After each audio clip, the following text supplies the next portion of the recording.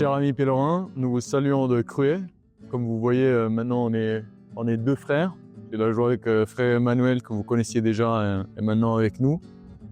Tu es arrivé comment et depuis combien de temps, frère Emmanuel? Alors, je suis arrivé, je commence à marcher hier.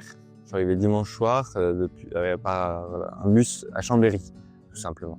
Et c'était un bon voyage, j'ai rencontré de belles rencontres. C'était aussi l'occasion de pouvoir bien commencer ce pèlerinage. Et il va rester avec nous jusqu'à peu avant Turin. Et pour moi, c'est toujours une joie en fait d'être deux frères parce que c'est comme ça que Saint François a envoyé ses frères par le monde. Vous nous retrouvez ici à Cruet, donc on est déjà entouré des Alpes. Au loin, on voit déjà le Mont Blanc, qui est une grande discussion entre la France et l'Italie, à qui appartient cette montagne. En tant qu'Allemand, ça ne m'intéresse pas trop, c'est la plus grande montagne européenne. On a eu la joie de marcher, on n'était pas seuls. Qui nous a rejoints? Tu peux nous donner quelques informations? Alors, c'était deux pèlerins qui sont des locaux, qui vivent, qu'on nous avons rencontrés à Notre-Dame de Niant, qui vivent juste à côté.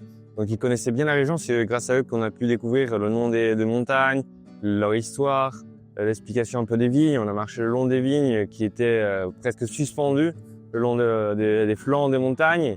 Juste celle derrière ici, il y a beaucoup de vignes. C'est une zone qui est très adaptée pour les vignes parce qu'elle elle est ensoleillée comme il faut et avec une terre adaptée à elle. Et le vin y est assez fameux. Et on a pu avoir de beaux partages et bien marcher avec eux, ça nous a assez incroyable. Et un truc qui était beau aussi, c'est Mian, en fait, est un lieu franciscain. C'est une église qui était un monastère, un couvent des frères.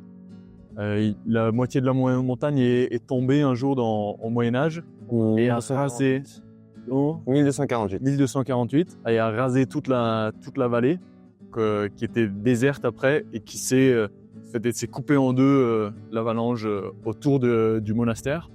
Et donc il y avait une belle affresque avec les frères qui prient et les démons qui disent on voudrait bien détruire le village, mais la noire nous empêche. La noire, c'est donc la Vierge Marie, une statue noire de la Vierge. Et depuis, il y a une dévotion à la Vierge à ce lieu. Malheureusement, avec plus de communauté stable qui y est. Mais on sent que ici, c'est quand même un lieu de foi, de tradition. On sent que les Savoyards ne sont pas seulement fiers de leur fromage, mais aussi de leur héritage historique. Et doucement, l'histoire qui faisait que les ducs de Savoie s'en allaient vers l'Italie, on s'approche aussi de l'Italie. Donc, on n'a plus autant d'étapes avant l'Italie. On aura une petite pause à la Chambre où on va donner une conférence sur l'itinérance franciscaine. Donc, plus de temps de repos. Et puis, on se prépare à faire les grandes montées, le Petit Mont-Cenis, etc.